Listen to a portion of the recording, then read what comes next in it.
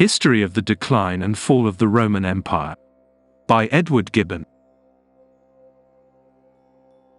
Volume 1. If you are returning to the Classic Masterworks channel, welcome back. If you are new, please don't forget to like and subscribe and hit the bell notification so that you will be made aware of our latest content. And now, on with the story. Chapter 14. 6 Emperors at the Same Time, Reunion of the Empire. Troubles after the abdication of Diocletian. Death of Constantius. Elevation of Constantine and Maxentius. 6 Emperors at the same time. Death of Maximian and Galerius. Victories of Constantine over Maxentius and Licinus. Reunion of the empire under the authority of Constantine. The balance of power established by Diocletian subsisted no longer than while it was sustained by the firm and dexterous hand of the founder. It required such a fortunate mixture of different tempers and abilities as could scarcely be found or even expected a second time: 2 emperors without jealousy, 2 Caesars without ambition, and the same general interest invariably pursued by 4 independent princes. The abdication of Diocletian and Maximian was succeeded by 18 years of discord and confusion. The empire was afflicted by 5 civil wars, and the remainder of the time was not so much a state of tranquility as a suspension of arms between several hostile monarchs, who, viewing each other with an eye of fear and hatred, strove to increase their respective forces at the expense of their subjects. As soon as Diocletian and Maximian had resigned the purple, their station, according to the rules of the new constitution, was filled by the 2 Caesars, Constantius and Galerius, who immediately assumed the title of Augustus. The honors of seniority and precedence were allowed to the former of those princes, and he continued under a new appellation to administer his ancient department of Gaul, Spain, and Britain. The government of those ample provinces was sufficient to exercise his talents and to satisfy his ambition. Clemency, temperance, and moderation distinguished the amiable character of Constantius, and his fortunate subjects had frequently occasion to compare the virtues of their sovereign with the passions of Maximian, and even with the arts of Diocletian. Instead of imitating their Eastern pride and magnificence, Constantius preserved the modesty of a Roman prince. He declared, with unaffected sincerity, that his most valued treasure was in the hearts of his people, and that, whenever the dignity of the throne, or the danger of the state, required any extraordinary supply, he could depend with confidence on the gratitude and liberality. The provincials of Gaul, Spain, and Britain, sensible of his worth, and of their own happiness, reflected with anxiety on the declining health of the Emperor Constantius, and the tender age of his numerous family, the issue of his second marriage with the daughter of Maximian. The stern temper of Galerius was cast in a very different mold, and while he commanded the esteem of his subjects, he seldom condescended to solicit their affections. His fame in arms, and, above all, the success of the Persian War, had elated his haughty mind, which was naturally impatient of a superior, or even of an equal. If it were possible to rely on the partial testimony of an injudicious writer, we might ascribe the abdication of Diocletian to the menaces of Galerius, and relate the particulars of a private conversation between the 2 princes, in which the former discovered as much pusillanimity as the latter displayed ingratitude and arrogance. But these obscure anecdotes are sufficiently refuted by an impartial view of the character and conduct of Diocletian. Whatever might otherwise have been his intentions, if he had apprehended any danger from the violence of Galerius, his good sense would have instructed him to prevent the ignominious contest, and as he had held the scepter with glory, he would have resigned it without disgrace. After the elevation of Constantius and Galerius to the rank of Augusti, 2 new Caesars were required to supply their place, and to complete the system of the imperial government. Diocletian was sincerely desirous of withdrawing himself from the world. He considered Galerius, who had married his daughter, as the firmest support of his family and of the empire, and he consented, without reluctance, that his successor should assume the merit as well as the envy of the important nomination. It was fixed without consulting the interest or inclination of the princes of the West. Each of them had a son who was arrived at the age of manhood, and who might have been deemed the most natural candidates for the vacant honor. But the impotent resentment of Maximian was no longer to be dreaded, and the moderate Constantius, though he might despise the dangers, was humanely apprehensive of the calamities of civil war. The 2 persons whom Galerius promoted to the rank of Caesar were much better suited to serve the views of his ambition, and the principal recommendation seems to have consisted in the want of merit or personal consequence. The first of these was Daza, or, as he was afterwards called, Maximin, whose mother was the sister of Galerius. The unexperienced youth still betrayed, by his manners and language, his rustic education, when, to his own astonishment, as well as that of the world, he was invested by Diocletian with the purple, exalted to the dignity of Caesar, and entrusted with the sovereign command of Egypt and Syria. At the same time, Severus, a faithful servant, addicted to pleasure, but not incapable of business, was sent to Milan, to receive, from the reluctant hands of Maximian, the Caesarian ornaments, and the possession of Italy and Africa. According to the forms of the constitution, Severus acknowledged the supremacy of the Western emperor, but he was absolutely devoted to the commands of his benefactor Galerius, who, reserving to himself the intermediate countries from the confines of Italy to those of Syria, firmly established his power over 3/4 of the monarchy. In the full confidence that the approaching death of Constantius would leave him sole master of the Roman world, we are assured that he had arranged in his mind a long succession of future princes, and that he meditated his own retreat from public life, after he should have accomplished a glorious reign of about 20 years. But within less than 18 months, two unexpected revolutions overturned the ambitious schemes of Galerius. The hopes of uniting the western provinces to his empire were disappointed by the elevation of Constantine, whilst Italy and Africa were lost by the successful revolt of Maxentius. The fame of Constantine has rendered posterity attentive to the most minute circumstances of his life and actions. The place of his birth, as well as the condition of his mother Helena, have been the subject, not only of literary, but of national disputes. Notwithstanding the recent tradition, which assigns for her father a British king, we are obliged to confess that Helena was the daughter of an innkeeper, but at the same time, we may defend the legality of her marriage against those who have represented her as the concubine of Constantius. The great Constantine was most probably born at Naissus, in Dacia, and it is not surprising that, in a family and province distinguished only by the profession of arms, the youth should discover very little inclination to improve his mind by the acquisition of knowledge. He was about 18 years of age when his father was promoted to the rank of Caesar, but that fortunate event was attended with his mother's divorce, and the splendor of an imperial alliance reduced the son of Helena to a state of disgrace and humiliation. Instead of following Constantius in the west, he remained in the service of Diocletian, signalized his valor in the wars of Egypt and Persia, and gradually rose to the honorable station of a tribune of the first order. The figure of Constantine was tall and majestic. He was dexterous in all his exercises, intrepid in war, affable in peace. In his whole conduct, the active spirit of youth was tempered by habitual prudence, and while his mind was engrossed by ambition, he appeared cold and insensible to the allurements of pleasure. The favor of the people and soldiers, who had named him as a worthy candidate for the rank of Caesar, served only to exasperate the jealousy of Galerius, and though prudence might restrain him from exercising any open violence, an absolute monarch is seldom at a loss how to execute a sure and secret revenge. Every hour increased the danger of Constantine, and the anxiety of his father, who, by repeated letters, expressed the warmest desire of embracing his son. For some time the policy of Galerius supplied him with delays and excuses, but it was impossible long to refuse so natural a request of his associate, without maintaining his refusal by arms. The permission of the journey was reluctantly granted, and whatever precautions the emperor might have taken to intercept a return, the consequences of which he, with so much reason, apprehended, they were effectually disappointed by the incredible diligence of Constantine. Leaving the palace of Nicomedia in the night, he traveled post through Bithynia, Thrace, Dacia, Pannonia, Italy, and Gaul, and, amidst the joyful acclamations of the people, reached the port of Boulogne in the very moment when his father was preparing to embark for Britain. The British expedition, and an easy victory over the barbarians of Caledonia, were the last exploits of the reign of Constantius. He ended his life in the imperial palace of York, 15 months after he had received the title of Augustus, and almost 14 years and a half after he had been promoted to the rank of Caesar. His death was immediately succeeded by the elevation of Constantine. The ideas of inheritance and succession are so very familiar, that the generality of mankind consider them as founded not only in reason but in nature itself. Our imagination readily transfers the same principles from private property to public dominion, and whenever a virtuous father leaves behind him a son whose merit seems to justify the esteem, or even the hopes, of the people, the joint influence of prejudice and of affection operates with irresistible weight. The flower of the Western armies had followed Constantius into Britain, and the national troops were reinforced by a numerous body of Alemanni, who obeyed the orders of Crocus, one of their hereditary chieftains.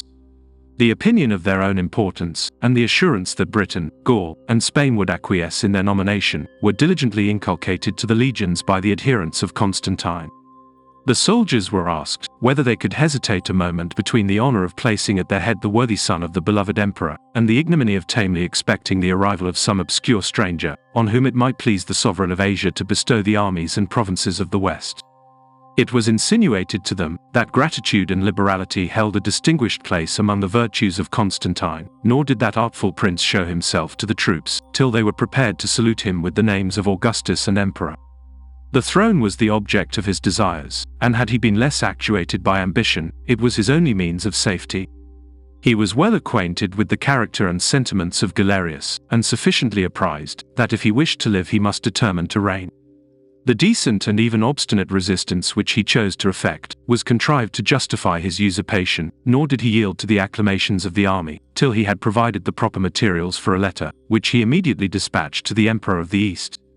Constantine informed him of the melancholy event of his father's death, modestly asserted his natural claim to the succession, and respectfully lamented that the affectionate violence of his troops had not permitted him to solicit the imperial purple in the regular and constitutional manner. The first emotions of Galerius were those of surprise, disappointment, and rage, and as he could seldom restrain his passions, he loudly threatened that he would commit to the flames both the letter and the messenger. But his resentment insensibly subsided, and when he recollected the doubtful chance of war, when he had weighed the character and strength of his adversary, he consented to embrace the honorable accommodation which the prudence of Constantine had left open to him. Without either condemning or ratifying the choice of the British army, Galerius accepted the son of his deceased colleague as the sovereign of the provinces beyond the Alps, but he gave him only the title of Caesar, and the fourth rank among the Roman princes, whilst he conferred the vacant place of Augustus on his favorite Severus. The apparent harmony of the empire was still preserved, and Constantine, who already possessed the substance, expected, without impatience, an opportunity of obtaining the honors of supreme power. The children of Constantius by his second marriage were 6 in number, 3 of either sex, and whose imperial descent might have solicited a preference over the meaner extraction of the son of Helena. But Constantine was in the 32nd year of his age, in the full vigor both of mind and body, at the time when the eldest of his brothers could not possibly be more than 13 years old. His claim of superior merit had been allowed and ratified by the dying emperor. In his last moments Constantius bequeathed to his eldest son the care of the safety as well as greatness of the family, conjuring him to assume both the authority and the sentiments of a father with regard to the children of Theodora. Their liberal education, advantageous marriages, the secure dignity of their lives, and the first honors of the state with which they were invested, attest the fraternal affection of Constantine, and as those princes possessed a mild and grateful disposition, they submitted without reluctance to the superiority of his genius and fortune. The ambitious spirit of Galerius was scarcely reconciled to the disappointment of his views upon the Gallic provinces, before the unexpected loss of Italy wounded his pride as well as power in a still more sensible part. The long absence of the emperors had filled Rome with discontent and indignation, and the people gradually discovered that the preference given to Nicomedia and Milan was not to be ascribed to the particular inclination of Diocletian, but to the permanent form of government which he had instituted. It was in vain that, a few months after his abdication, his successors dedicated, under his name, those magnificent baths, whose ruins still supply the ground as well as the materials for so many churches and convents. The tranquillity of those elegant recesses of ease and luxury was disturbed by the impatient murmurs of the Romans, and a report was insensibly circulated that the sums expended in erecting those buildings would soon be required at their hands. About that time the avarice of Galerius, or perhaps the exigencies of the state, had induced him to make a very strict and rigorous inquisition into the property of his subjects, for the purpose of a general taxation, both on their lands and on their persons. A very minute survey appears to have been taken of their real estates, and wherever there was the slightest suspicion of concealment, torture was very freely employed to obtain a sincere declaration of their personal wealth. The privileges which had exalted Italy above the rank of the provinces were no longer regarded, and the officers of the revenue already began to number the Roman people, and to settle the proportion of the new taxes. Even when the spirit of freedom had been utterly extinguished, the tamest subjects have sometimes ventured to resist an unprecedented invasion of their property, but on this occasion the injury was aggravated by the insult, and the sense of private interest was quickened by that of national honor. The conquest of Macedonia, as we have already observed, had delivered the Roman people from the weight of personal taxes. Though they had experienced every form of despotism, they had now enjoyed that exemption near 500 years, nor could they patiently brook the insolence of an Illyrian peasant, who, from his distant residence in Asia, presumed to number Rome among the tributary cities of his empire. The rising fury of the people was encouraged by the authority, or at least the connivance, of the Senate, and the feeble remains of the Praetorian Guards, who had reason to apprehend their own dissolution, embraced so honorable a pretense, and declared their readiness to draw their swords in the service of their oppressed country. It was the wish, and it soon became the hope, of every citizen, that after expelling from Italy their foreign tyrants, they should elect a prince who, by the place of his residence, and by his maxims of government, might once more deserve the title of Roman Emperor. The name, as well as the situation, of Maxentius determined in his favor the popular enthusiasm. Maxentius was the son of the Emperor Maximian, and he had married the daughter of Galerius.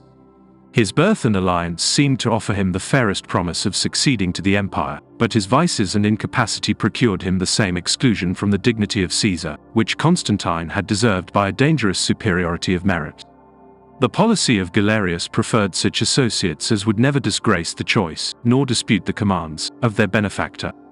An obscure stranger was therefore raised to the throne of Italy, and the son of the late Emperor of the West was left to enjoy the luxury of a private fortune in a villa a few miles distant from the capital.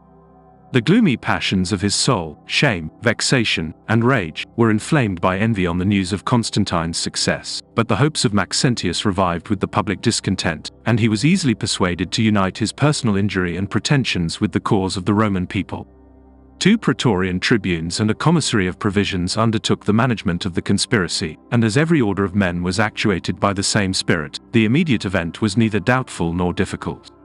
The prefect of the city, and a few magistrates, who maintained their fidelity to Severus, were massacred by the guards, and Maxentius, invested with the imperial ornaments, was acknowledged by the applauding Senate and people as the protector of the Roman freedom and dignity.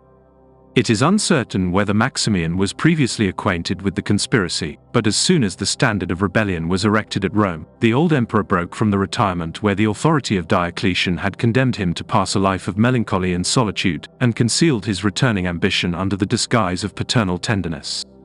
At the request of his son and of the Senate, he condescended to reassume the purple. His ancient dignity, his experience, and his fame in arms, added strength as well as reputation to the party of Maxentius.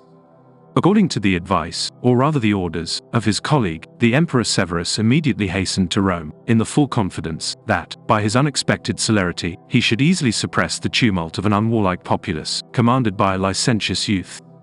But he found on his arrival the gates of the city shut against him, the walls filled with men and arms, an experienced general at the head of the rebels, and his own troops without spirit or affection.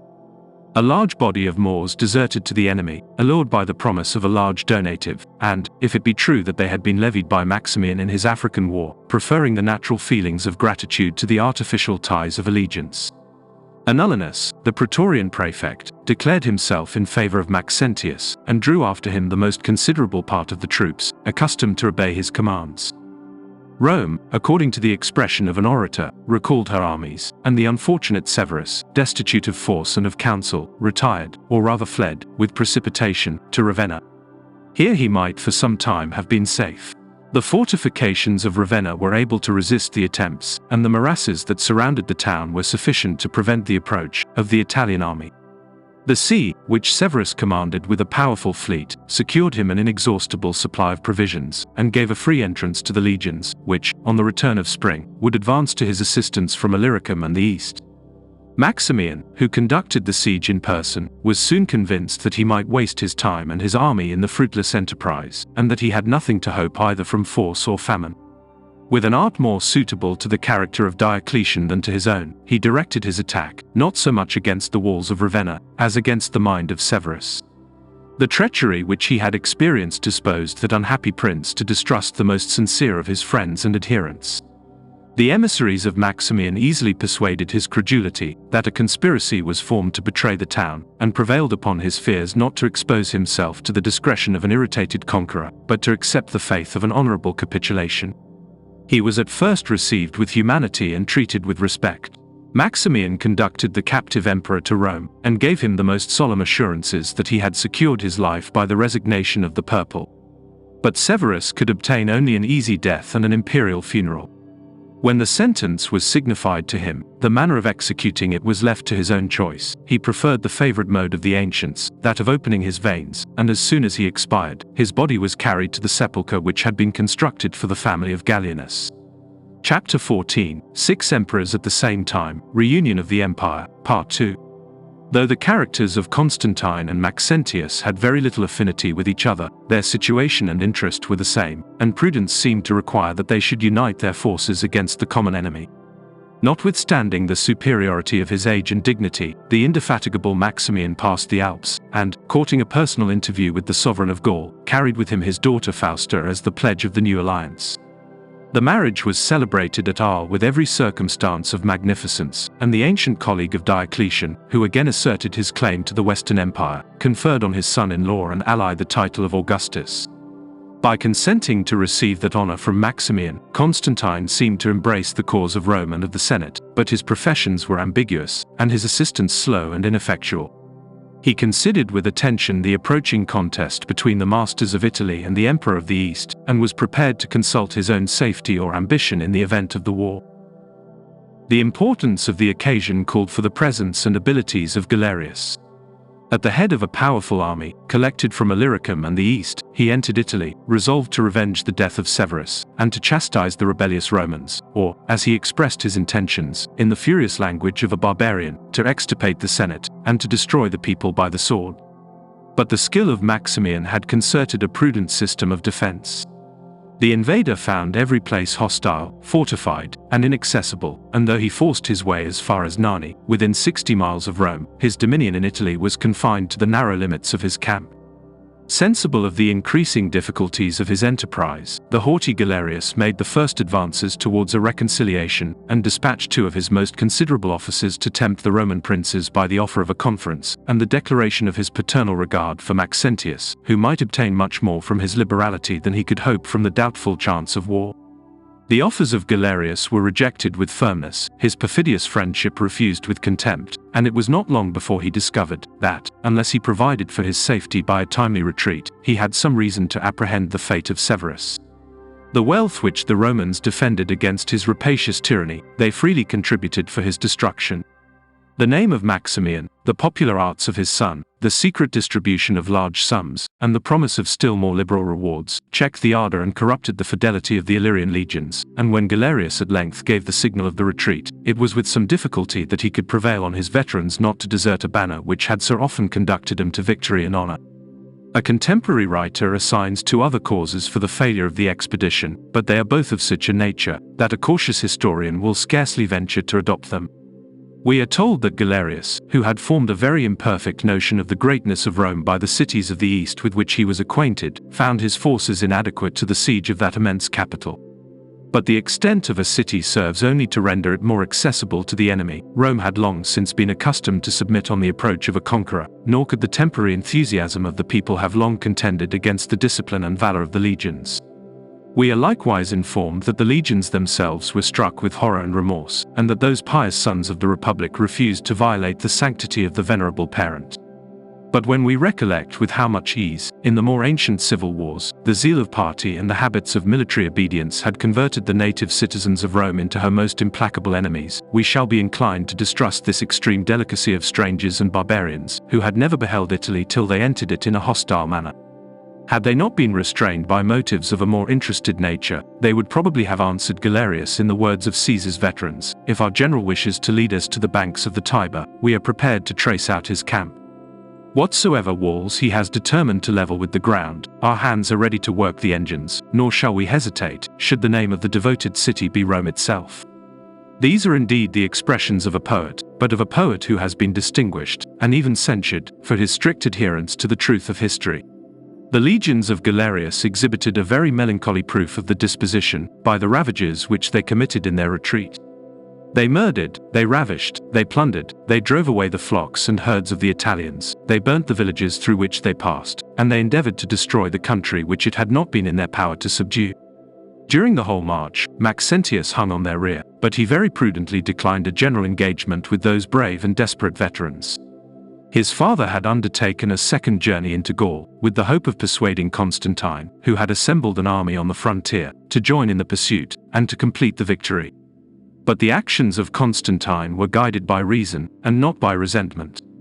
He persisted in the wise resolution of maintaining a balance of power in the divided empire, and he no longer hated Galerius, when that aspiring prince had ceased to be an object of terror.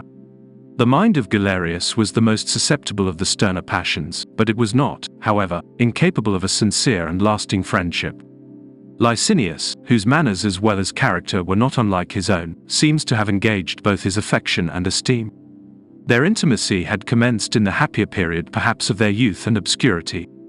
It had been cemented by the freedom and dangers of a military life. They had advanced almost by equal steps through the successive honors of the service, and as soon as Galerius was invested with the imperial dignity, he seems to have conceived the design of raising his companion to the same rank with himself.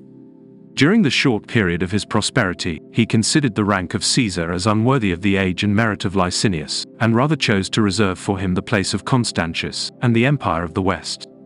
While the emperor was employed in the Italian war, he entrusted his friend with the defense of the Danube, and immediately after his return from that unfortunate expedition, he invested Licinius with the vacant purple of Severus, resigning to his immediate command the provinces of Illyricum.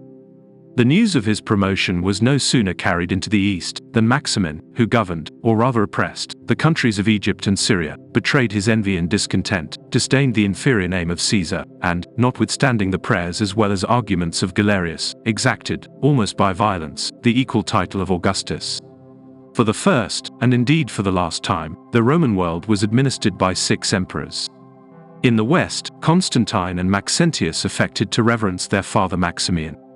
In the East, Licinius and Maximin honored with more real consideration their benefactor Galerius. The opposition of interest, and the memory of a recent war, divided the empire into 2 great hostile powers, but their mutual fears produced an apparent tranquility, and even a feigned reconciliation, till the death of the elder princes, of Maximian, and more particularly of Galerius, gave a new direction to the views and passions of their surviving associates. When Maximian had reluctantly abdicated the empire, the venal orators of the times applauded his philosophic moderation. When his ambition excited, or at least encouraged, a civil war, they returned thanks to his generous patriotism, and gently censured that love of ease and retirement which had withdrawn him from the public service. But it was impossible that minds like those of Maximian and his son could long possess in harmony and undivided power. Maxentius considered himself as the legal sovereign of Italy, elected by the Roman Senate and people, nor would he endure the control of his father, who arrogantly declared that by his name and abilities the rash youth had been established on the throne. The cause was solemnly pleaded before the Praetorian Guards, and those troops, who dreaded the severity of the old emperor, espoused the party of Maxentius. The life and freedom of Maximian were, however, respected, and he retired from Italy into Illyricum, affecting to lament his past conduct, and secretly contriving new mischiefs. But Galerius, who was well acquainted with his character, soon obliged him to leave his dominions, and the last refuge of the disappointed Maximian was the court of his son-in-law Constantine. He was received with respect by that artful prince, and with the appearance of filial tenderness by the Empress Fausta. That he might remove every suspicion, he resigned the imperial purple a second time, professing himself at length convinced of the vanity of greatness and ambition. Had he persevered in this resolution, he might have ended his life with less dignity, indeed, than in his first retirement, yet, however, with comfort and reputation. But the near prospect of a throne brought back to his remembrance the state from whence he was fallen, and he resolved, by a desperate effort, either to reign or to perish. An incursion of the Franks had summoned Constantine, with a part of his army, to the banks of the Rhine. The remainder of the troops were stationed in the southern provinces of Gaul, which lay exposed to the enterprises of the Italian emperor, and a considerable treasure was deposited in the city of Arles. Maximian either craftily invented, or easily credited, a vain report of the death of Constantine. Without hesitation he ascended the throne, seized the treasure, and scattering it with his accustomed profusion among the soldiers, endeavored to awake in their minds the memory of his ancient dignity and exploits. Before he could establish his authority, or finish the negotiation which he appears to have entered into with his son Maxentius, the celerity of Constantine defeated all his hopes. On the first news of his perfidy and ingratitude, that prince returned by rapid marches from the Rhine to the Seiwan, embarked on the last-mentioned river at Chalons, and, at Lyons trusting himself to the rapidity of the Rhone, arrived at the gates of Arles with a military force which it was impossible for Maximian to resist, and which scarcely permitted him to take refuge in the neighboring city of Marseille. The narrow neck of land which joined that place to the continent was fortified against the besiegers, whilst the sea was open, either for the escape of Maximian, or for the succor of Maxentius, if the latter should choose to disguise his invasion of Gaul under the honourable pretence of defending a distressed, or, as he might allege, an injured father. Apprehensive of the fatal consequences of delay, Constantine gave orders for an immediate assault, but the scaling ladders were found too short for the height of the walls, and Marseille might have sustained as long a siege as it formerly did against the arms of Caesar, if the garrison, conscious either of their fault or of the danger, had not purchased their pardon by delivering up the city and the person of Maximian. A secret but irrevocable sentence of death was pronounced against the usurper. He obtained only the same favor which he had indulged to Severus, and it was published to the world, that, oppressed by the remorse of his repeated crimes, he strangled himself with his own hands. After he had lost the assistance, and disdained the moderate counsels, of Diocletian, the second period of his active life was a series of public calamities and personal mortifications, which were terminated, in about 3 years, by an ignominious death. He deserved his fate, but we should find more reason to applaud the humanity of Constantine, if he had spared an old man, the benefactor of his father, and the father of his wife. During the whole of this melancholy transaction, it appears that Fausta sacrificed the sentiments of nature to her conjugal duties. The last years of Galerius were less shameful and unfortunate, and though he had filled with more glory the subordinate station of Caesar than the superior rank of Augustus, he preserved, till the moment of his death, the first place among the princes of the Roman world. He survived his retreat from Italy about 4 years, and wisely relinquishing his views of universal empire, he devoted the remainder of his life to the enjoyment of pleasure, and to the execution of some works of public utility, among which we may distinguish the discharging into the Danube the superfluous waters of the Lake Pelso, and the cutting down the immense forests that encompassed it, an operation worthy of a monarch, since it gave an extensive country to the agriculture of his Pannonian subjects. His death was occasioned by a very painful and lingering disorder.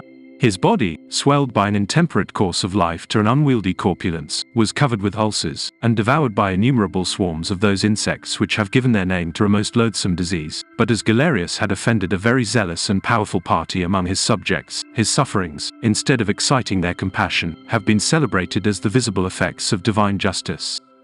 He had no sooner expired in his palace of Nicomedia, than the 2 emperors who were indebted for their purple to his favors, began to collect their forces, with the intention either of disputing, or of dividing, the dominions which he had left without a master. They were persuaded, however, to desist from the former design, and to agree in the latter. The provinces of Asia fell to the share of Maximin, and those of Europe augmented the portion of Licinius. The Hellespont and the Thracian Bosphorus formed their mutual boundary, and the banks of those narrow seas, which flowed in the midst of the Roman world, were covered with soldiers, with arms, and with fortifications. The deaths of Maximian and of Galerius reduced the number of emperors to 4. The sense of the true interest soon connected Licinius and Constantine. A secret alliance was concluded between Maximin and Maxentius, and their unhappy subjects expected with terror the bloody consequences of their inevitable dissensions, which were no longer restrained by the fear or the respect which they had entertained for Galerius. Among so many crimes and misfortunes, occasioned by the passions of the Roman princes, there is some pleasure in discovering a single action which may be ascribed to their virtue. In the 6th year of his reign, Constantine visited the city of Autun, and generously remitted the arrears of tribute, reducing at the same time the proportion of their assessment from 25 to 18,000 heads, subject to the real and personal capitation. Yet even this indulgence affords the most unquestionable proof of the public misery. This tax was so extremely oppressive, either in itself or in the mode of collecting it, that whilst the revenue was increased by extortion, it was diminished by despair. A considerable part of the territory of Autun was left uncultivated, and great numbers of the provincials rather chose to live as exiles and outlaws, than to support the weight of civil society. It is but too probable that the bountiful emperor relieved, by a partial act of liberality, one among the many evils which he had caused by his general maxims of administration. But even those maxims were less the effect of choice than of necessity. And if we accept the death of Maximian, the reign of Constantine in Gaul seems to have been the most innocent and even virtuous period of his life. The provinces were protected by his presence from the inroads of the barbarians, who either dreaded or experienced his active valor. After a signal victory over the Franks and Alemanni, several of their princes were exposed by his order to the wild beasts in the amphitheatre of Treves, and the people seem to have enjoyed the spectacle, without discovering, in such a treatment of royal captives, anything that was repugnant to the laws of nations or of humanity. The virtues of Constantine were rendered more illustrious by the vices of Maxentius. Whilst the Gallic provinces enjoyed as much happiness as the condition of the times was capable of receiving, Italy and Africa groaned under the dominion of a tyrant, as contemptible as he was odious. The zeal of flattery and faction has indeed too frequently sacrificed the reputation of the vanquished to the glory of their successful rivals, but even those writers who have revealed, with the most freedom and pleasure, the faults of Constantine, unanimously confess that Maxentius was cruel, rapacious, and profligate. He had the good fortune to suppress a slight rebellion in Africa. The governor and a few adherents had been guilty, the province suffered for their crime. The flourishing cities of Cirtha and Carthage, and the whole extent of that fertile country, were wasted by fire and sword. The abuse of victory was followed by the abuse of law and justice. A formidable army of sycophants and delators invaded Africa. The rich and the noble were easily convicted of a connection with the rebels, and those among them who experienced the emperor's clemency were only punished by the confiscation of their estates. So signal a victory was celebrated by a magnificent triumph, and Maxentius exposed to the eyes of the people the spoils and captives of a Roman province. The state of the capital was no less deserving of compassion than that of Africa. The wealth of Rome supplied an inexhaustible fund for his vain and prodigal expenses, and the ministers of his revenue were skilled in the arts of rapine. It was under his reign that the method of exacting a free gift from the senators was first invented, and as the sum was insensibly increased, the pretenses of levying it, a victory, a birth, a marriage, or an imperial consulship, were proportionably multiplied. Maxentius had imbibed the same implacable aversion to the Senate, which had characterized most of the former tyrants of Rome, nor was it possible for his ungrateful temper to forgive the generous fidelity which had raised him to the throne, and supported him against all his enemies. The lives of the senators were exposed to his jealous suspicions, the dishonor of their wives and daughters heightened the gratification of his sensual passions. It may be presumed that an imperial lover was seldom reduced to sigh in vain, but whenever persuasion proved ineffectual, he had recourse to violence, and there remains one memorable example of a noble matron, who preserved her chastity by a voluntary death. The soldiers were the only order of men whom he appeared to respect, or studied to please. He filled Rome and Italy with armed troops, connived at their tumults, suffered them with impunity to plunder, and even to massacre, the defenseless people, and indulging them in the same licentiousness which their emperor enjoyed. Maxentius often bestowed on his military favorites the splendid villa, or the beautiful wife, of a senator. A prince of such a character, alike incapable of governing, either in peace or in war, might purchase the support, but he could never obtain the esteem, of the army. Yet his pride was equal to his other vices. Whilst he passed his indolent life either within the walls of his palace, or in the neighboring gardens of Sallust, he was repeatedly heard to declare that he alone was emperor, and that the other princes were no more than his lieutenants, on whom he had devolved the defense of the frontier provinces, that he might enjoy without interruption the elegant luxury of the capital. Rome, which had so long regretted the absence, lamented, during the 6 years of his reign, the presence of her sovereign. Though Constantine might view the conduct of Maxentius with abhorrence, and the situation of the Romans with compassion, we have no reason to presume that he would have taken up arms to punish the one or to relieve the other.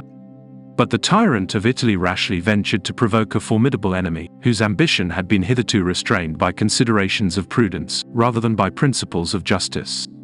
After the death of Maximian, his titles, according to the established custom, had been erased, and his statues thrown down with ignominy. His son, who had persecuted and deserted him when alive, affected to display the most pious regard for his memory, and gave orders that a similar treatment should be immediately inflicted on all the statues that had been erected in Italy and Africa to the honor of Constantine. That wise prince, who sincerely wished to decline a war, with the difficulty and importance of which he was sufficiently acquainted, at first dissembled the insult, and sought for redress by the milder expedient of negotiation, till he was convinced that the hostile and ambitious designs of the Italian emperor made it necessary for him to arm in his own defense. Maxentius, who openly avowed his pretensions to the whole monarchy of the West, had already prepared a very considerable force to invade the Gallic provinces on the side of Rhaetia, and though he could not expect any assistance from Licinius, he was flattered with the hope that the legions of Illyricum, allured by his presence and promises, would desert the standard of that prince, and unanimously declare themselves his soldiers and subjects. Constantine no longer hesitated. He had deliberated with caution, he acted with vigor.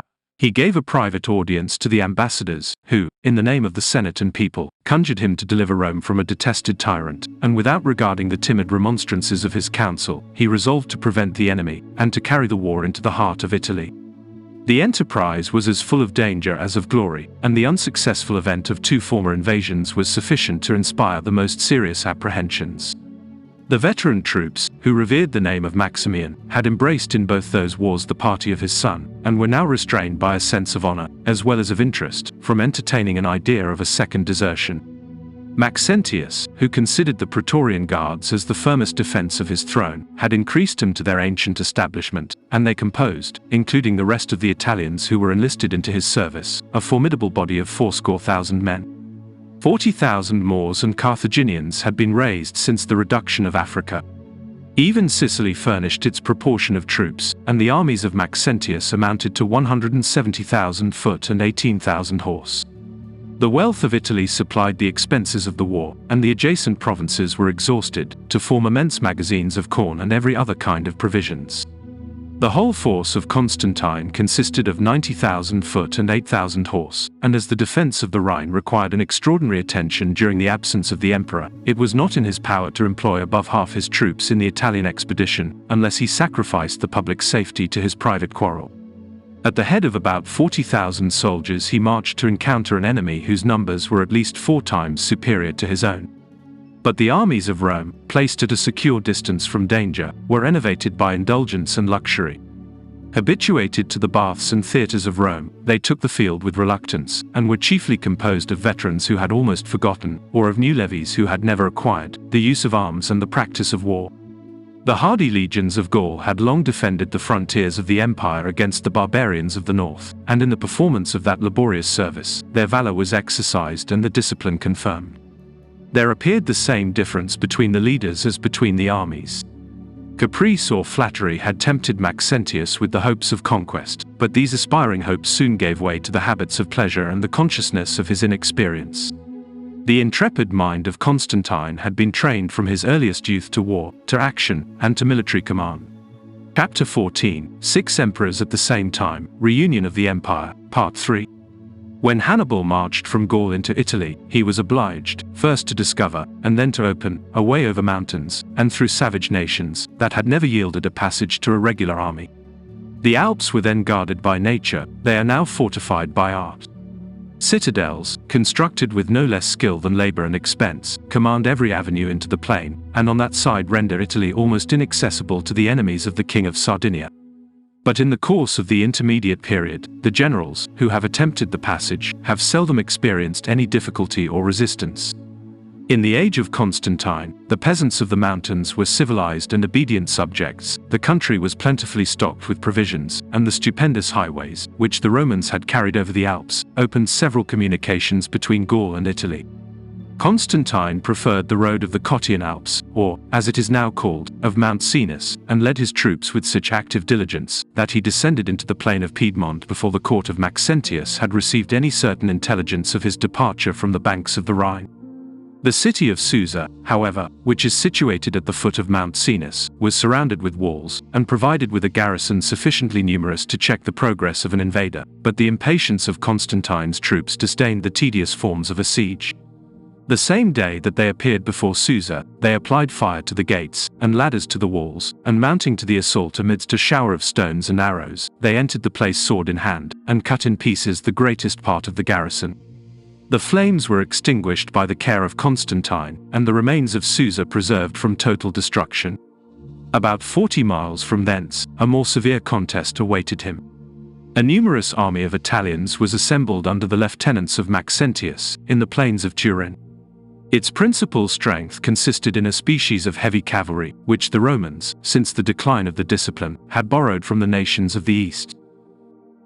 The horses, as well as the men, were clothed in complete armor, the joints of which were artfully adapted to the motions of their bodies. The aspect of this cavalry was formidable, their weight almost irresistible, and as, on this occasion, their generals had drawn them up in a compact column or wedge, with a sharp point, and with spreading flanks, they flattered themselves that they could easily break and trample down the army of Constantine. They might, perhaps, have succeeded in the design, had not their experienced adversary embraced the same method of defense, which in similar circumstances had been practiced by Aurelian. The skillful evolutions of Constantine divided and baffled this massy column of cavalry. The troops of Maxentius fled in confusion towards Turin, and as the gates of the city were shut against them, very few escaped the sword of the victorious pursuers. By this important service, Turin deserved to experience the clemency and even favor of the conqueror. He made his entry into the imperial palace of Milan, and almost all the cities of Italy between the Alps and the Po not only acknowledged the power, but embraced with zeal the party of Constantine.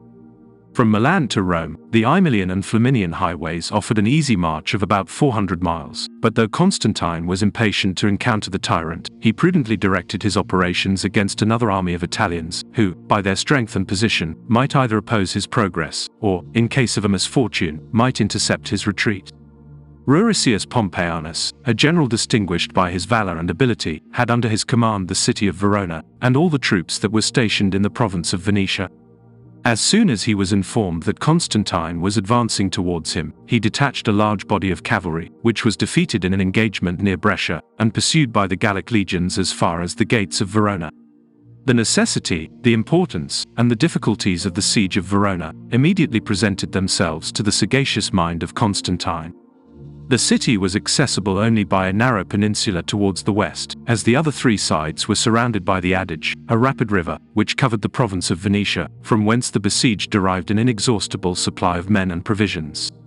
It was not without great difficulty, and after several fruitless attempts, that Constantine found means to pass the river at some distance above the city, and in a place where the torrent was less violent.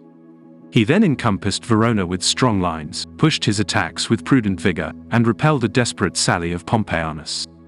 That intrepid general, when he had used every means of defense that the strength of the place or that of the garrison could afford, secretly escaped from Verona, anxious not for his own, but for the public safety.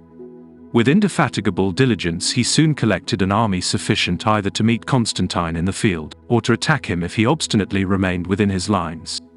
The emperor, attentive to the motions, and informed of the approach of so formidable an enemy, left a part of his legions to continue the operations of the siege, whilst, at the head of those troops on whose valor and fidelity he more particularly depended, he advanced in person to engage the general of Maxentius.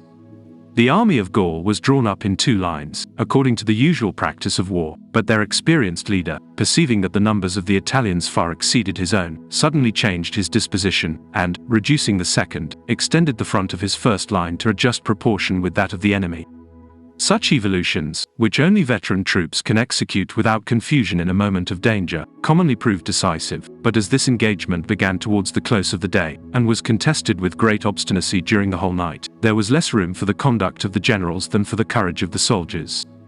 The return of light displayed the victory of Constantine, and a field of carnage covered with many thousands of the vanquished Italians.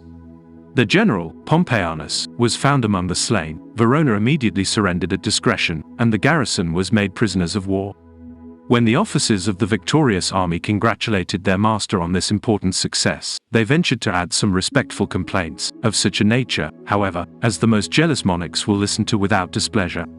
They represented to Constantine that, not contented with all the duties of a commander, he had exposed his own person with an excess of valor which almost degenerated into rashness, and they conjured him for the future to pay more regard to the preservation of a life in which the safety of Rome and of the empire was involved. While Constantine signalized his conduct and valor in the field, the sovereign of Italy appeared insensible of the calamities and danger of a civil war which reigned in the heart of his dominions. Pleasure was still the only business of Maxentius. Concealing, or at least attempting to conceal, from the public knowledge the misfortunes of his arms, he indulged himself in a vain confidence which deferred the remedies of the approaching evil, without deferring the evil itself. The rapid progress of Constantine was scarcely sufficient to awaken him from his fatal security. He flattered himself that his well-known liberality, and the majesty of the Roman name, which had already delivered him from 2 invasions, would dissipate with the same facility the rebellious army of Gaul. The officers of experience and ability, who had served under the banners of Maximian, were at length compelled to inform his effeminate son of the imminent danger to which he was reduced, and, with a freedom that at once surprised and convinced him, to urge the necessity of preventing his ruin by a vigorous exertion of his remaining power. The resources of Maxentius, both of men and money, were still considerable. The Praetorian Guards felt how strongly their own interest and safety were connected with his cause, and a third army was soon collected, more numerous than those which had been lost in the battles of Turin and Verona. It was far from the intention of the emperor to lead his troops in person. A stranger to the exercises of war, he trembled at the apprehension of so dangerous a contest, and as fear is commonly superstitious, he listened with melancholy attention to the rumors of omens and presages which seemed to menace his life and empire. Shame at length supplied the place of courage, and forced him to take the field. He was unable to sustain the contempt of the Roman people.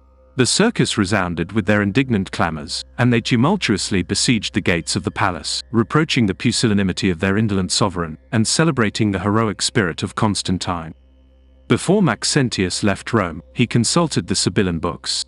The guardians of these ancient oracles were as well versed in the arts of this world as they were ignorant of the secrets of fate, and they returned him a very prudent answer, which might adapt itself to the event, and secure their reputation, whatever should be the chance of arms.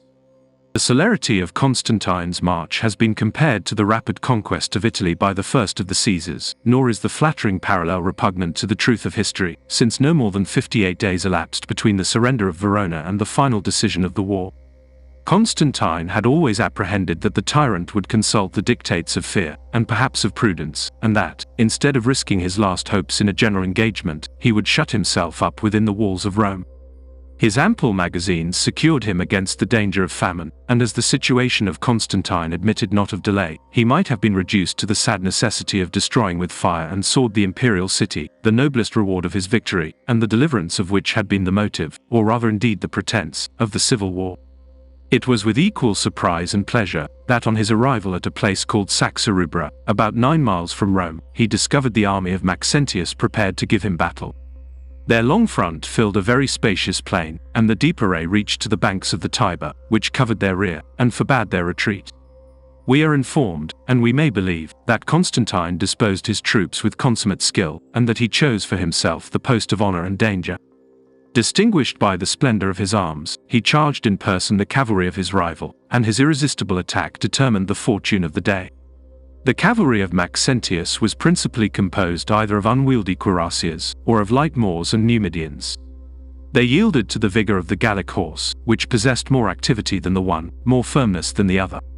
The defeat of the two wings left the infantry without any protection on its flanks, and the undisciplined Italians fled without reluctance from the standard of a tyrant whom they had always hated, and whom they no longer feared. The Praetorians, conscious that their offenses were beyond the reach of mercy, were animated by revenge and despair. Notwithstanding their repeated efforts, those brave veterans were unable to recover the victory. They obtained, however, an honorable death, and it was observed that their bodies covered the same ground which had been occupied by their ranks. The confusion then became general, and the dismayed troops of Maxentius, pursued by an implacable enemy, rushed by thousands into the deep and rapid stream of the Tiber. The emperor himself attempted to escape back into the city over the Milvian bridge, but the crowds which pressed together through that narrow passage forced him into the river, where he was immediately drowned by the weight of his armor. His body, which had sunk very deep into the mud, was found with some difficulty the next day. The sight of his head, when it was exposed to the eyes of the people, convinced them of the deliverance, and admonished them to receive with acclamations of loyalty and gratitude the fortunate Constantine, who thus achieved by his valor and ability the most splendid enterprise of his life. In the use of victory, Constantine neither deserved the praise of clemency, nor incurred the censure of a moderate rigor. He inflicted the same treatment to which a defeat would have exposed his own person and family, put to death the 2 sons of the tyrant, and carefully extirpated his whole race.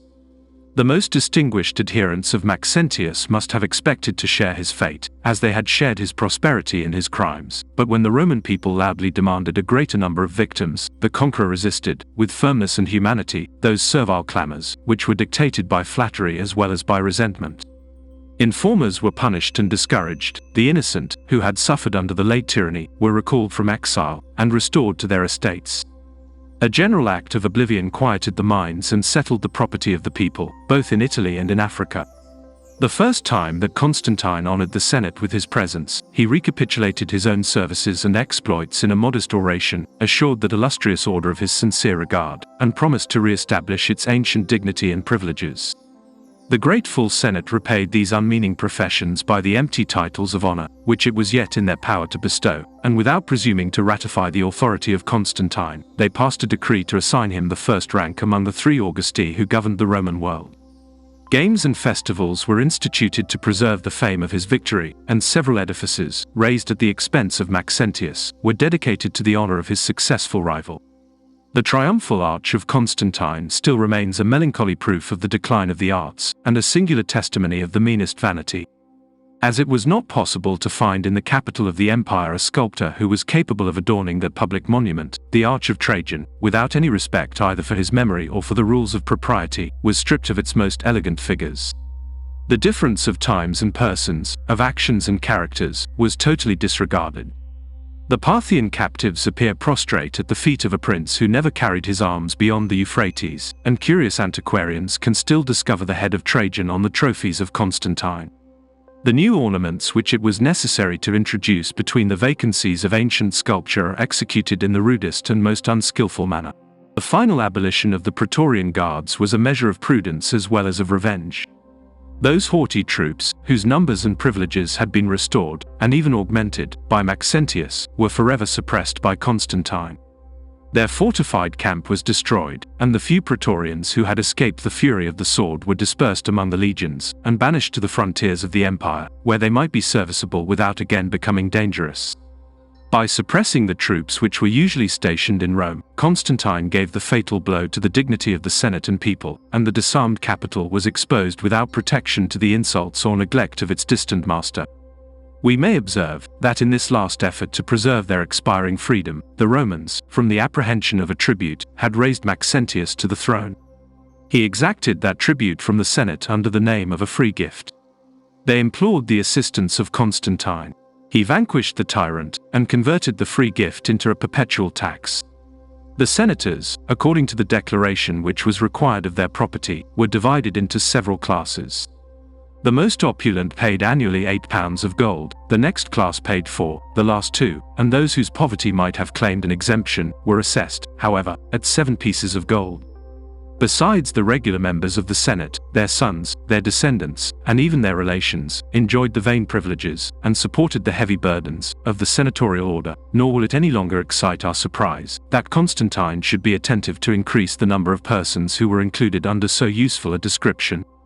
After the defeat of Maxentius, the victorious emperor passed no more than 2 or 3 months in Rome, which he visited twice during the remainder of his life, to celebrate the solemn festivals of the 10th and of the 20th years of his reign.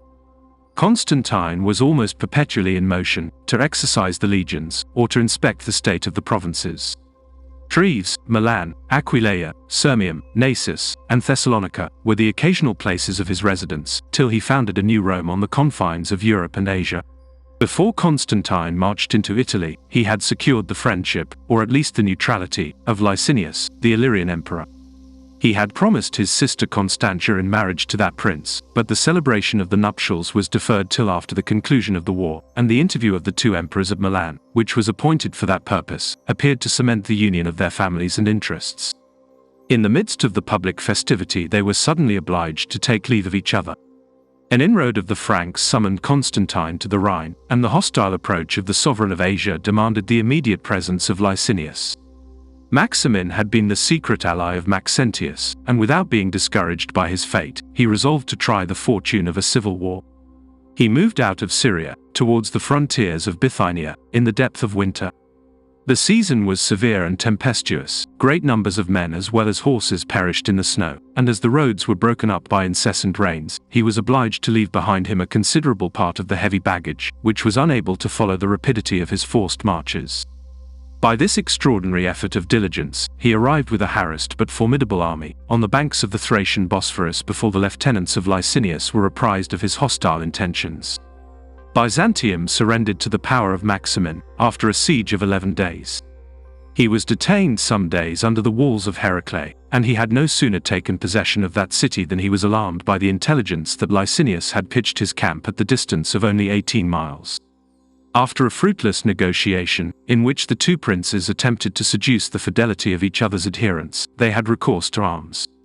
The Emperor of the East commanded a disciplined and veteran army of above 70,000 men, and Licinius, who had collected about 30,000 Illyrians, was at first oppressed by the superiority of numbers. His military skill, and the firmness of his troops, restored the day, and obtained a decisive victory. The incredible speed which Maximin exerted in his flight is much more celebrated than his prowess in the battle. 24 hours afterwards he was seen, pale, trembling, and without his imperial ornaments, at Nicomedia, 160 miles from the place of his defeat. The wealth of Asia was yet unexhausted, and though the flower of his veterans had fallen in the late action, he had still power, if he could obtain time, to draw very numerous levies from Syria and Egypt. But he survived his misfortune only 3 or 4 months. His death, which happened at Tarsus, was variously ascribed to despair, to poison, and to the divine justice. As Maximin was alike destitute of abilities and of virtue, he was lamented neither by the people nor by the soldiers. The provinces of the East, delivered from the terrors of civil war, cheerfully acknowledged the authority of Licinius. The vanquished emperor left behind him 2 children, a boy of about 8, and a girl of about 7 years old. Their inoffensive age might have excited compassion, but the compassion of Licinius was a very feeble resource, nor did it restrain him from extinguishing the name and memory of his adversary. The death of Severianus will admit of less excuse, as it was dictated neither by revenge nor by policy. The conqueror had never received any injury from the father of that unhappy youth, and the short and obscure reign of Severus, in a distant part of the empire, was already forgotten. But the execution of Candidianus was an act of the blackest cruelty and ingratitude. He was the natural son of Galerius, the friend and benefactor of Licinius. The prudent father had judged him too young to sustain the weight of a diadem, but he hoped that, under the protection of princes who were indebted to his favor for the imperial purple, Candidianus might pass a secure and honorable life. He was now advancing towards the 20th year of his age, and the royalty of his birth, though unsupported either by merit or ambition, was sufficient to exasperate the jealous mind of Licinius. To these innocent and illustrious victims of his tyranny, we must add the wife and daughter of the Emperor Diocletian. When that prince conferred on Galerius the title of Caesar, he had given him in marriage his daughter Valeria, whose melancholy adventures might furnish a very singular subject for tragedy. She had fulfilled and even surpassed the duties of a wife. As she had not any children herself, she condescended to adopt the illegitimate son of her husband, and invariably displayed towards the unhappy Candidianus the tenderness and anxiety of a real mother. After the death of Galerius, her ample possessions provoked the avarice, and her personal attractions excited the desires, of his successor, Maximin. He had a wife still alive, but divorce was permitted by the Roman law, and the fierce passions of the tyrant demanded an immediate gratification. The answer of Valeria was such as became the daughter and widow of emperors, but it was tempered by the prudence which her defenseless condition compelled her to observe. She represented to the persons whom Maximin had employed on this occasion, that even if honor could permit a woman of her character and dignity to entertain a thought of second nuptials, decency at least must forbid her to listen to his addresses at a time when the ashes of her husband and his benefactor were still warm, and while the sorrows of her mind were still expressed by her mourning garments. She ventured to declare that she could place very little confidence in the professions of a man whose cruel inconstancy was capable of repudiating a faithful and affectionate wife. On this repulse, the love of Maximin was converted into fury, and as witnesses and judges were always at his disposal, it was easy for him to cover his fury with an appearance of legal proceedings, and to assault the reputation as well as the happiness of Valeria. Her estates were confiscated, her eunuchs and domestics devoted to the most inhuman tortures, and several innocent and respectable matrons, who were honored with her friendship, suffered death, on a false accusation of adultery. The empress herself, together with her mother Prisca, was condemned to exile, and as they were ignominiously hurried from place to place before they were confined to a sequestered village in the deserts of Syria, they exposed their shame and distress to the provinces of the East, which, during 30 years, had respected their august dignity. Diocletian made several ineffectual efforts to alleviate the misfortunes of his daughter, and, as the last return that he expected for the imperial purple, which he had conferred upon Maximin, he entreated that Valeria might be permitted to share his retirement of Salona, and to close the eyes of her afflicted father.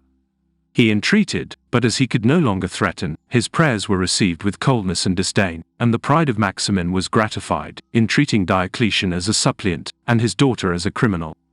The death of Maximin seemed to assure the empresses of a favorable alteration in their fortune.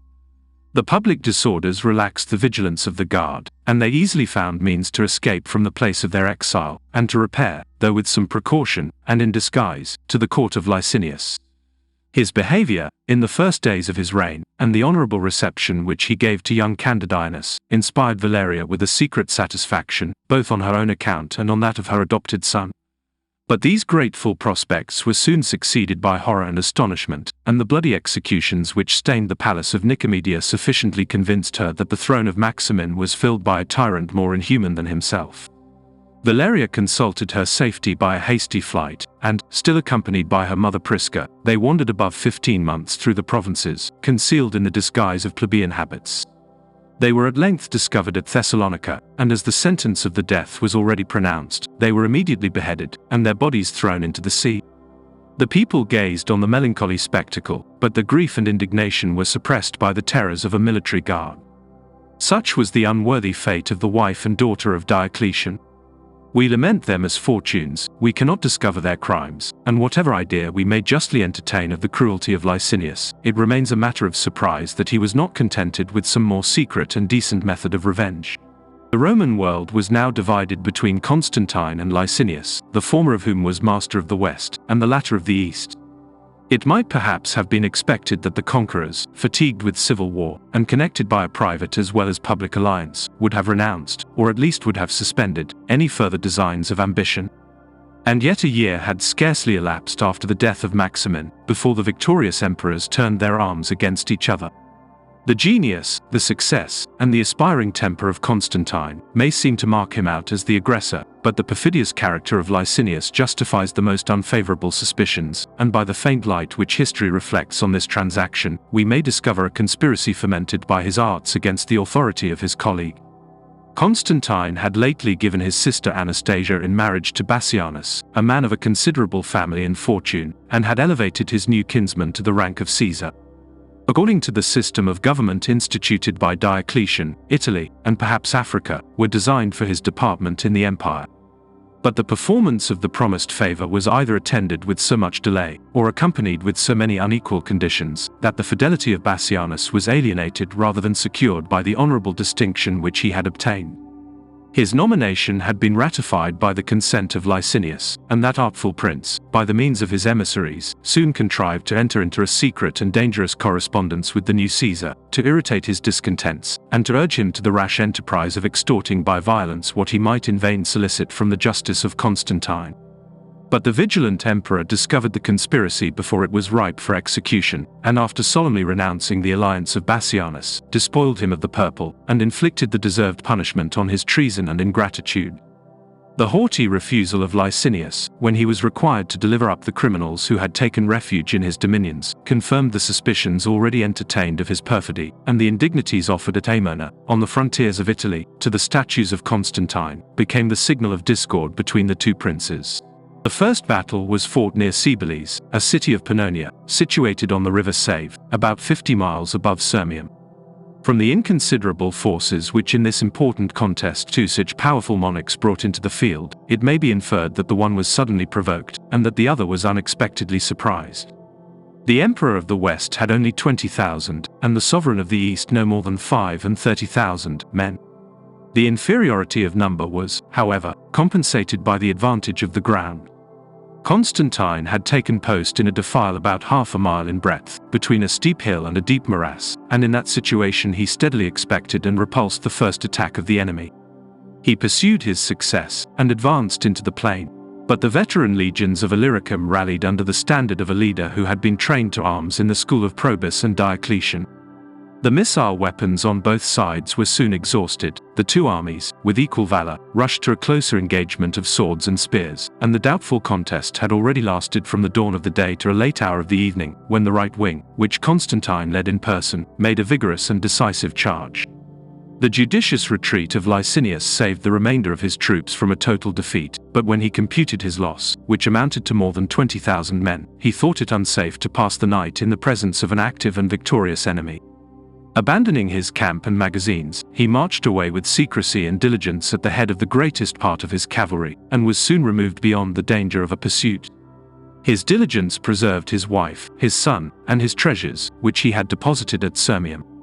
Licinius passed through that city, and breaking down the bridge on the Save, hastened to collect a new army in Dacia and Thrace. In his flight he bestowed the precarious title of Caesar on Valens, his general of the Illyrian frontier. Chapter 14, 6 Emperors at the Same Time, Reunion of the Empire, Part 4. The plain of Mardia in Thrace was the theatre of a second battle no less obstinate and bloody than the former. The troops on both sides displayed the same valor and discipline, and the victory was once more decided by the superior abilities of Constantine, who directed a body of 5,000 men to gain an advantageous height, from whence, during the heat of the action, they attacked the rear of the enemy, and made a very considerable slaughter. The troops of Licinius, however, presenting a double front, still maintained the ground, till the approach of night put an end to the combat, and secured their retreat towards the mountains of Macedonia. The loss of 2 battles, and of his bravest veterans, reduced the fierce spirit of Licinius to sue for peace. His ambassador Mistrionus was admitted to the audience of Constantine. He expatiated on the common topics of moderation and humanity, which are so familiar to the eloquence of the vanquished, represented in the most insinuating language, that the event of the war was still doubtful, whilst its inevitable calamities were alike pernicious to both the contending parties, and declared that he was authorized to propose a lasting and honorable peace in the name of the 2 emperors his masters. Constantine received the mention of Valens with indignation and contempt. "It was not for such a purpose," he sternly replied, "that we have advanced from the shores of the Western Ocean in an uninterrupted course of combats and victories, that, after rejecting an ungrateful kinsman, we should accept for our colleague a contemptible slave. The abdication of Valens is the first article of the treaty. It was necessary to accept this humiliating condition, and the unhappy Valens, after a reign of a few days, was deprived of the purple and of his life. As soon as this obstacle was removed, the tranquility of the Roman world was easily restored. The successive defeats of Licinius had ruined his forces, but they had displayed his courage and abilities. His situation was almost desperate, but the efforts of despair are sometimes formidable, and the good sense of Constantine preferred a great and certain advantage to a third trial of the chance of arms. He consented to leave his rival, or, as he again styled Licinius, his friend and brother, in the possession of Thrace, Asia Minor, Syria, and Egypt, but the provinces of Pannonia, Dalmatia, Dacia, Macedonia, and Greece were yielded to the Western Empire, and the dominions of Constantine now extended from the confines of Caledonia to the extremity of Peloponnesus. It was stipulated by the same treaty that 3 royal youths, the sons of emperors, should be called to the hopes of the succession. Crispus and the young Constantine were soon afterwards declared Caesars in the west, while the younger Licinius was invested with the same dignity in the east. In this double proportion of honors, the conqueror asserted the superiority of his arms and power. The reconciliation of Constantine and Licinius, though it was embittered by resentment and jealousy, by the remembrance of recent injuries, and by the apprehension of future dangers, maintained, however, above 8 years, the tranquility of the Roman world. As a very regular series of the imperial laws commences about this period, it would not be difficult to transcribe the civil regulations which employed the leisure of Constantine. But the most important of his institutions are intimately connected with the new system of policy and religion, which was not perfectly established till the last and peaceful years of his reign. There are many of his laws, which, as far as they concern the rights and property of individuals, and the practice of the bar, are more properly referred to the private than to the public jurisprudence of the empire, and he published many edicts of so local and temporary a nature, that they would ill deserve the notice of a general history. 2 laws, however, may be selected from the crowd, the one for its importance, the other for its singularity, the former for its remarkable benevolence, the latter for its excessive severity. The horrid practice, so familiar to the ancients, of exposing or murdering their newborn infants, was become every day more frequent in the provinces, and especially in Italy. It was the effect of distress, and the distress was principally occasioned by the intolerant burden of taxes, and by the vexatious as well as cruel prosecutions of the officers of the revenue against their insolvent debtors. The less opulent or less industrious part of mankind, instead of rejoicing in an increase of family, deemed it an act of paternal tenderness to release their children from the impending miseries of a life which they themselves were unable to support. The humanity of Constantine, moved, perhaps, by some recent and extraordinary instances of despair, engaged him to address an edict to all the cities of Italy, and afterwards of Africa, directing immediate and sufficient relief to be given to those parents who should produce before the magistrates the children whom their own poverty would not allow them to educate. But the promise was too liberal, and the provision too vague, to effect any general or permanent benefit. The law, though it may merit some praise, served rather to display than to alleviate the public distress. It still remains an authentic monument to contradict and confound those venal orators, who were too well satisfied with their own situation to discover either vice or misery under the government of a generous sovereign.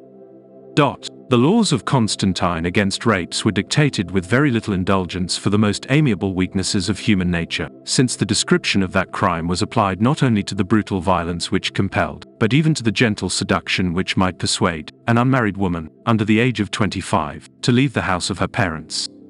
The successful ravisher was punished with death, and as if simple death was inadequate to the enormity of his guilt, he was either burnt alive, or torn in pieces by wild beasts in the amphitheatre.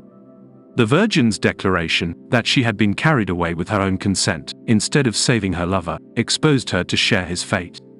The duty of a public prosecution was entrusted to the parents of the guilty or unfortunate maid, and if the sentiments of nature prevailed on them to dissemble the injury, and to repair by a subsequent marriage the honor of their family, they were themselves punished by exile and confiscation. The slaves, whether male or female, who were convicted of having been accessory to rape or seduction, were burnt alive, or put to death by the ingenious torture of pouring down the throats a quantity of melted lead. As the crime was of a public kind, the accusation was permitted even to strangers. The commencement of the action was not limited to any term of years, and the consequences of the sentence were extended to the innocent offspring of such an irregular union.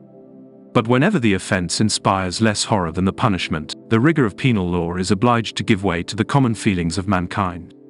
The most odious parts of this edict were softened or repealed in the subsequent reigns, and even Constantine himself very frequently alleviated, by partial acts of mercy, the stern temper of his general institutions. Such, indeed, was the singular humor of that emperor, who showed himself as indulgent, and even remiss, in the execution of his laws, as he was severe, and even cruel, in the enacting of them. It is scarcely possible to observe a more decisive symptom of weakness, either in the character of the prince, or in the constitution of the government. The civil administration was sometimes interrupted by the military defense of the empire. Crispus, a youth of the most amiable character, who had received with the title of Caesar the command of the Rhine, distinguished his conduct, as well as valor, in several victories over the Franks and Alemanni, and taught the barbarians of that frontier to dread the eldest son of Constantine, and the grandson of Constantius. The emperor himself had assumed the more difficult and important province of the Danube. The Goths, who in the time of Claudius and Aurelian had felt the weight of the Roman arms, respected the power of the empire, even in the midst of its intestine divisions. But the strength of that warlike nation was now restored by a peace of near 50 years. A new generation had arisen, who no longer remembered the misfortunes of ancient days. The Sarmatians of the Lake Maeotis followed the Gothic standard either as subjects or as allies, and the united force was poured upon the countries of Illyricum. Campona, Margus, and Bononia appear to have been the scenes of several memorable sieges and battles, and though Constantine encountered a very obstinate resistance, he prevailed at length in the contest, and the Goths were compelled to purchase an ignominious retreat, by restoring the booty and prisoners which they had taken. Nor was this advantage sufficient to satisfy the indignation of the emperor. He resolved to chastise as well as to repulse the insolent barbarians who had dared to invade the territories of Rome. At the head of his legions he passed the Danube, after repairing the bridge which had been constructed by Trajan, penetrated into the strongest recesses of Dacia, and when he had inflicted a severe revenge, condescended to give peace to the suppliant Goths, on condition that, as often as they were required, they should supply his armies with a body of 40,000 soldiers. Exploits like these were no doubt honorable to Constantine, and beneficial to the state, but it may surely be questioned, whether they can justify the exaggerated assertion of Eusebius, that all Scythia, as far as the extremity of the north, divided as it was into so many names and nations of the most various and savage manners, had been added by his victorious arms to the Roman Empire. In this exalted state of glory, it was impossible that Constantine should any longer endure a partner in the empire.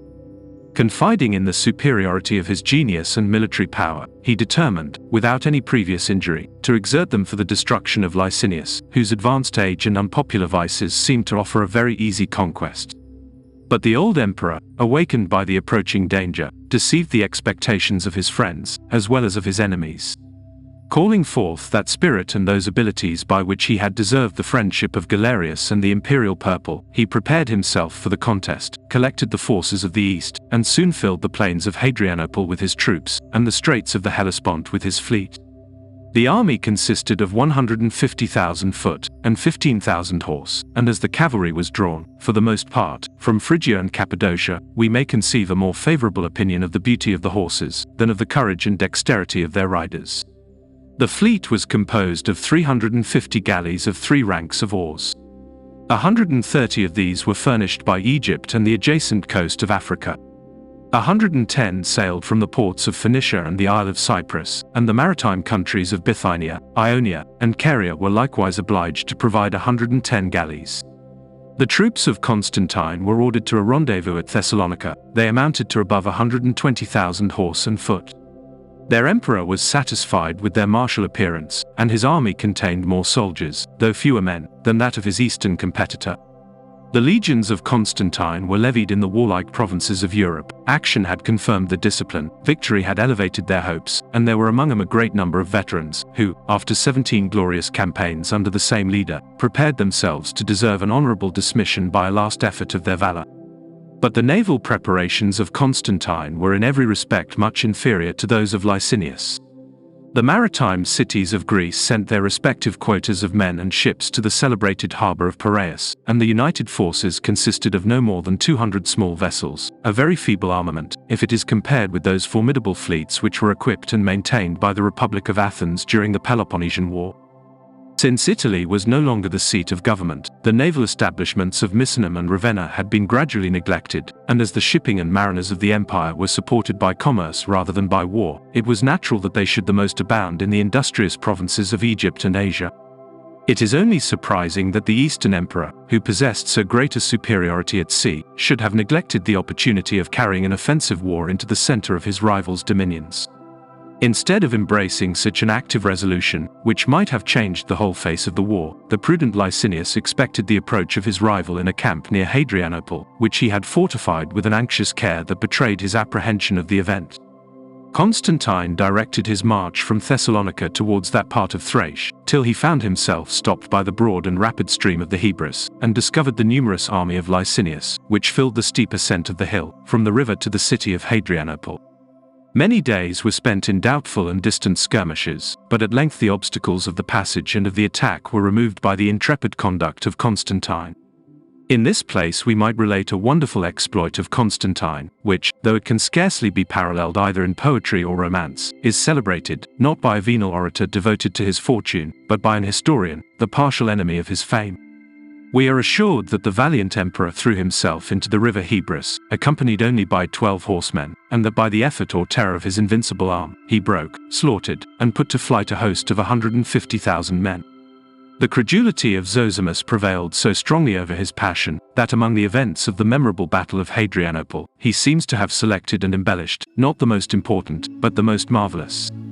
The valor and danger of Constantine are attested by a slight wound which he received in the thigh, but it may be discovered even from an imperfect narration, and perhaps a corrupted text, that the victory was obtained no less by the conduct of the general than by the courage of the hero, that a body of 5,000 archers marched round to occupy a thick wood in the rear of the enemy, whose attention was diverted by the construction of a bridge, and that Licinius, perplexed by so many artful evolutions, was reluctantly drawn from his advantageous post to combat on equal ground on the plain. The contest was no longer equal. His confused multitude of new levies was easily vanquished by the experienced veterans of the West. 34,000 men are reported to have been slain. The fortified camp of Licinius was taken by assault the evening of the battle. The greater part of the fugitives, who had retired to the mountains, surrendered themselves the next day to the discretion of the conqueror, and his rival, who could no longer keep the field, confined himself within the walls of Byzantium. The siege of Byzantium, which was immediately undertaken by Constantine, was attended with great labor and uncertainty. In the late civil wars, the fortifications of that place, so justly considered as the key of Europe and Asia, had been repaired and strengthened, and as long as Licinius remained master of the sea, the garrison was much less exposed to the danger of famine than the army of the besiegers. The naval commanders of Constantine were summoned to his camp, and received his positive orders to force the passage of the Hellespont, as the fleet of Licinius, instead of seeking and destroying their feeble enemy, continued inactive in those narrow straits, where its superiority of numbers was of little use or advantage. Crispus, the emperor's eldest son, was entrusted with the execution of this daring enterprise, which he performed with so much courage and success that he deserved the esteem, and most probably excited the jealousy, of his father. The engagement lasted 2 days, and in the evening of the first, the contending fleets, after a considerable and mutual loss, retired into their respective harbors of Europe and Asia. The second day, about noon, a strong south wind sprang up, which carried the vessels of Crispus against the enemy, and as the casual advantage was improved by his skillful intrepidity, he soon obtained a complete victory. 130 vessels were destroyed, 5,000 men were slain, and Amandus, the admiral of the Asiatic fleet, escaped with the utmost difficulty to the shores of Chalcedon.